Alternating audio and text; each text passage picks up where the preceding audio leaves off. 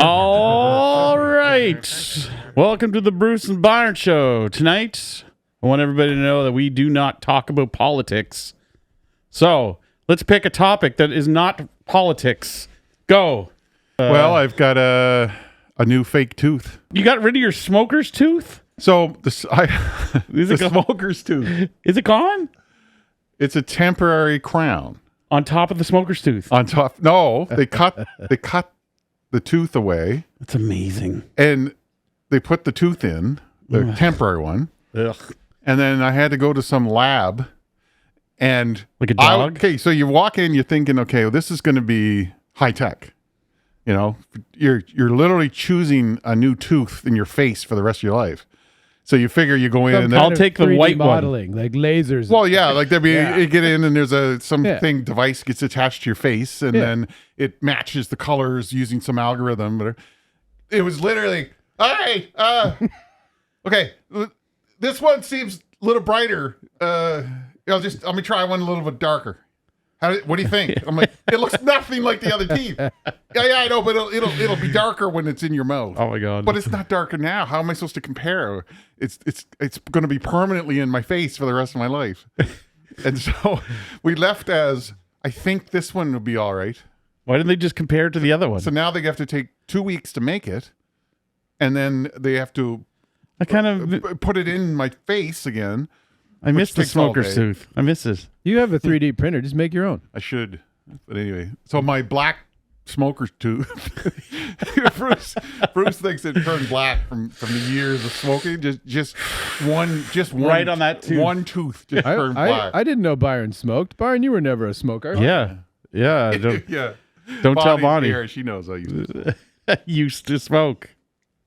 Well, it almost killed me. That's why I don't. That's the only reason I don't smoke is because it almost killed me and You destroyed my lungs. you always Bonnie had almost killed you? You always had your out too, because you come home and Bonnie's like, "Were you smoking?" You'd be like, "No, it was Sean. He was smoking the whole time." Yeah. It stink from him. Bringing Sean constantly.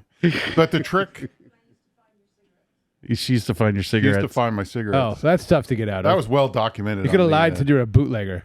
But the trick is, if you're a smoker out there now and you want to know how to get away with it, like I did for many years, the trick isn't to brush your teeth, which you do. You got to do that. That's the minimum. Nah. You got to brush your finger, your smoking finger. Because I'd walk in the house. Yeah. She doesn't smell like my breath or whatever, because she knows I could just say, well, Sean blew smoke in my mouth. Like, Glad he ended the So sentence I had- differently. I had Kind of to- a good night when I was blowing smoke into BYRON's mouth. So what a night. I would walk in the house 3 o'clock in the morning, and the first thing she'd rip my hand out. Oh my She's like, God. "Oh, you were smoking. I can smell it." No, I was working at bingo. Oh, that was a good out there Right? too. 'Cause you could smoke then. I used to work at bingo. Right. I'd come home and I'd like lie in the bed and then my head would have a black mark from all this friggin' soot in your hair. Yeah. Those machines have been up there. They were up there. Well, the Color Bingo's gone, but those machines literally were full like the second year they were up, and they just never cleaned them, so they just blew more smoke out. They were the scrubbers. Oh God! Oh, they just left them. You could see the smoke pouring out of them. Self-cleaning filters. So I'm going to tell you my craps story. So I follow to learn how to play craps, because nobody plays it around here. I had to go online to YouTube and found a master from Hawaii. Hawaii's big in craps for some reason. Okay. Oh, really? They love craps in Hawaii. So I found this. He's like, I think they call him the master. Okay. He's like 90-year-old man. It's fitting. And he teaches everybody crap strategy, but his big forte is how to throw the dice so you don't roll a 7. Okay. So the craps, the basic thing is if you roll 7, everybody loses all their money. So if you don't roll a 7, everybody wins a lot of money. Okay. So he has a strategy where he shows you how to throw the dice so he doesn't throw a lot of 7s. I mean, he'll go like 20 rolls and not roll a 7. Everybody get rich. Anyway, he's in Hawaii. So I'm in Vegas, and I go out one night to the New Orleans Hotel, which is 10 minutes outside of Vegas. I walk in to play some craps, and there's the master sitting at the table. Really? Okay? He was there. He's got 10 of his students from Hawaii, right? So they're all there, right? I walk up to the table and I go, "The master?" He goes, yeah. I go, I've been following you on YouTube for years. Like, you're the greatest craps teacher ever. And he's like, oh, thank you. Here's a rubber band with his name on it or something. He was down 10 grand. Okay. Wait, he didn't have like dice with his name on it? No, it was a rubber band. Anyway, That makes sense. so here's where it gets insane. Okay. So picture him. He's the master. Yes. 10 students, right? We're all betting like crazy, right? And it's go around. The way it works is it goes around the table who gets to throw. And so he had just finished rolling, and then it was going around the table, and then it was my turn. So I rolled the dice, and I rolled it 4 or 5 times, and then I rolled a 7. Okay, no problem, whatever. Now it's the master's turn. Okay, so everybody, like, massive bets, like every number filled with chips, right? And he gets up, and it's called, you have to establish the point first. Okay, so he established the point. It's like an 8. Okay. And then everybody jacks up their bets because it's like, oh my God, the master, we're all gonna be rich. First roll. 7. Everything. He's like, oh, geez, I had my grip wrong. I'm like, oh yeah, okay, sorry, master. Like, you're amazing, right? So anyway, it goes around the table. Okay, it takes like an hour before it gets back to him again, right? And so everyone's just kind of shitty small bets, and I bet, whatever. It's the master's turn again. Jesus. That's amazing. And he goes up and rolls another number, like a 6 or whatever. Again, everybody, like, hundreds on every number, right? Like, their people's whole bankrolls. Roll 7. It was just like, it was so, I don't know why I enjoyed it. He's a master grifter. But it's like, there are no systems. There's zero. There's no way to control the dice. Yeah, no. It's completely fucking random. Yet he's here on a field trip with his students that flew there from Hawaii. They all just lost like 10 grand each. Pretty sure if he could not roll 7s at will, the casino would not let him play. 100%. So I don't know if you heard this story. Wow. We're all out to dinner and having like this beautiful high-end restaurant on the cruise ship, right? And we're all like, ordering. This is in Las Vegas as well? well? No, this is on the cruise with Bruce and all those people. And so I'm sitting there with Bruce and our wives and stuff, and everyone's getting like the fancy meals with the, the wine and I hate those. Getting the pepper guy and all that stuff. Right? Bruce ordered like chicken fingers and fries. Nice. And then goes, I don't understand. Like, you got people coming around with the pepper and you got all this. It's like, why isn't there not a ketchup sommelier?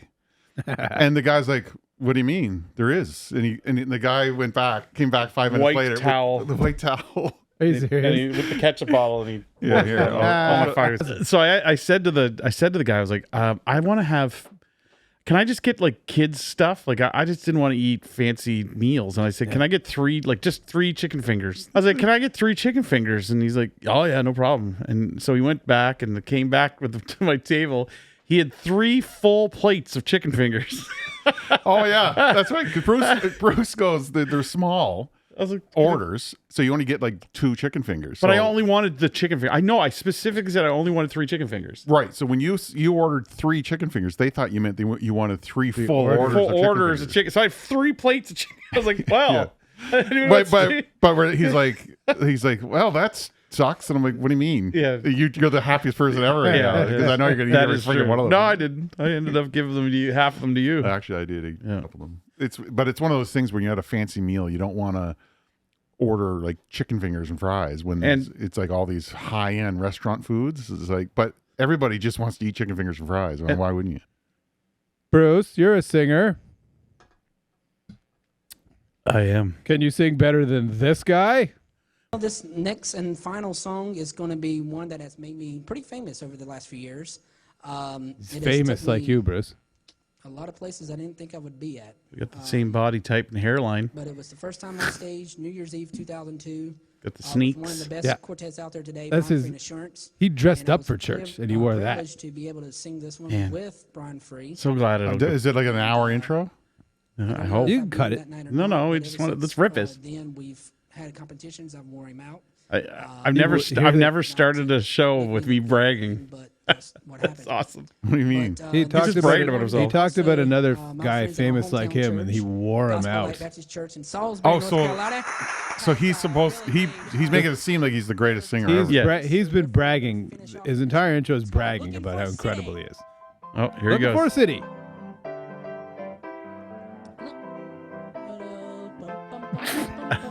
He started singing too early. Looking for a city built above. Looking for a city where we'll never die. What the fuck? Where the saint in millions never say goodbye. That's amazing. Well, this is the thing though, like church singers and stuff. It's just an echo chamber of. Oh, yeah. that was so beautiful. Yeah, like Yeah. that's the thing is that everyone probably came up to him after and said, "That was so beautiful." Who's at church gonna go up and He go, went, listen, he, pal? he went up a little higher. The next You were Oh, yeah. blessed by God. Listen to that. Amazing. Yeah. Oh, the Listen to crowd the goes crowd. wild. Oh, Yeah, so the other day I had to fly to Toronto for an event. We're on the plane, flying there, and I'm sitting in the back, whatever, and the announcement comes on is, please put your tray tables forward and whatever, do up your seatbelt. And it says, if you drop your phone, falls between the chair, please leave it and call an attendant and we'll come get it because it's a fire hazard. And I'm thinking, how could it be a fire hazard with my cell phone just sitting on the floor? At least, think about it. If that's able to be a fire, like that's pretty freaking, like me just sticking my hand down under the seat is going to create a fire. I mean, that's When you the wanted most to get out? insane rule, right? Yeah. But anyway, extra careful. I don't think it's possible, but maybe we'll try it here. Here, I'll try it with your phone. fuck did you do that for? Oh my god! Why would you throw my phone on the floor? All right. Well, that was a bit odd. I guess it is a fire hazard. Bruce, are you okay? I'm okay. All right. You'll be all right. You'll be all right. You'll be all right. I have something for you. Oh, This good. is a sport that you can play. Disco foot. Here we go. Barish? Here we go. Oh my god. This is Bruce playing. Hey, Barish. I mean, if I was single, why would you not want to dance? You have to dance towards the ball. You can't just walk towards the ball. You have to dance the whole time. I mean, You would love this. Here's the thing. There's fans. There's people actually watching. but this. everyone's like hot. Well, I mean, if it was a bunch of fat that guys looked doing like it, legit running there. Look- Oh, he threw a little jump in at the end. That doesn't count. I mean, I think this There's might be the always new greatest one that- sport. There's always one that ruins it for everybody. why is the goalie got to do it? Wouldn't that be distracting? Yeah, like the goalie, that'd be a nightmare for the goalie. And then there's these guys, the hecklers. Sean thinks they're hilarious. That I heard you knock over sandcastles at the beach. You ball. It's anti-heckling. so all of their heckles are the dumbest jokes ever. Yeah. And every 2 seconds they scream them out. And if you're sitting there with your $400 baseball ticket, trying to just sit back and relax and enjoy the game, you got to listen to these idiots that are so unfunny and no thought put into it. If you're going to be a heckler, I mean, that's a big commitment. That you've got to be on your game. I mean, I've been at games where guys like heckle players and lose their mind, and it's funny. It's hilarious, right? The funniest one I saw was at a Mooseheads game years ago, and a player got cut. So they come out with the scraper for the ice because there's blood on the ice. Right. And the poor player was still laying on the ice. So they brought out the scraper, and the guy was holding a bucket. And the guy behind me yelled out, I don't think he's gonna fit in that. Yeah. That was really That's funny. a quality heckle. Yeah. But they're like, you 3-putt every time. You bum. Yeah, that's dumb. like You got to remember, there's echelons of humor. No, but I think that if you're in a public place and you're going to yell that everybody in your section can hear every word you say, you better be committed to something that's funny. And if you're just sitting there saying dumb shit the whole time that no one's laughing, I think that should be illegal. I think they should be evicted. I thought some of them were cute.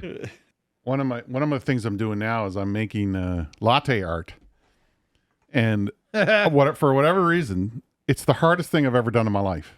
I've watched countless videos, and I just cannot figure out how to get the art. So this is my best latte art, Barn. and it just looks like a set of balls. No. It looks like someone taking a shit. Yeah, Oh, Jesus. actually, That's two. That's why I called it a shirt. it's a shirt. Like I wrote on your wall and you didn't even see it. It even has like shit all around the rim. There's and shit stuff. all over. It looks like somebody took a shit. I legitimately, when I sat down to do this, was like, I'm going to make this beautiful and make it like artsy. I do them in the morning to impress Bonnie, like trying to show her like my art. Yeah, how's that going? What do you say when you hand it to her? It tastes better than it looks. yeah. What else can you say? Does coffee make you poop? Because this will for sure. You ever seen this? Yeah. This is how people use public toilets.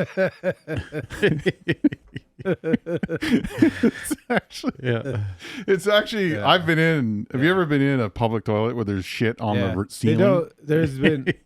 Like, how does it get there? Did you go over the bridge yet? They changed the bridge. Yes, I'm aware. Did you see the? Almost never go over. Did you see the lady in the golf cart going over the bridge today? Yeah, that was just like today, wasn't That it? was amazing. What do you mean? She just said, "I'm going over the bridge in a golf cart." Yeah. On the McKay. Like driving in the It's traffic? like Yeah. it's There's like a one of video. those rascals, but it has a roof. There's all kinds of videos. It's not even a golf cart. It's not even that big. Oh, it's It's like a you know mobility scooter from Seinfeld when George had the rascal. Yes. It's like a mobility scooter, but it has like a roof and. So somebody just drove it right over the McKay yeah, Bridge. the bridge patrol was there. Right They must next have to her. arrested them, did they? I'd say she's got it. So- She was an older lady, and maybe just. So there's a really big, important announcement on Facebook the other day. I don't know if anyone saw this. But there's apparently another Elvis impersonator in Halifax named Ray, competing with our Ray of Halifax. What? And so Ray had to come out with this announcement the other day, basically setting the city straight on who's the real Elvis impersonator and who isn't. So the impersonation world right now is under fire. That's There's actually controversy in the impersonation world. maybe we should have them both in. Halifax has two Elvis impersonators, and they're both named Ray. Right. Yeah, I think we should have them both in and do an assessment. I'm going to make this official right now. Yep. I want Ray of Halifax to come and join us for an episode. Absolutely. I think that would be one of the funniest episodes. I want to see this guy's. You can't dictate but I want, that. But I want the truth. I don't want him in character. I want to know all the details of how it works. Let's do it. But anyway, look, we had a good episode, my brother. Well, it's a good time. Good to see We you. have a big episode planned for the next one. We You have realize- a special guest. I only see you with a camera on us now I know. It's okay. because I'm busy too. I play it every weekend. So. Anyway, it was all great to see you. Come out and see us.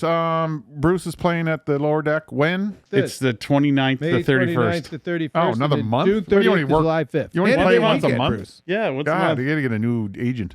Yeah. Can I be your agent? God, No. I'd get you guys. We working. need a manager. I want to be your manager. Yeah, that'd be fun. I want to be like the guy that Elvis's manager. Colonel. Colonel. Call me Colonel Byron.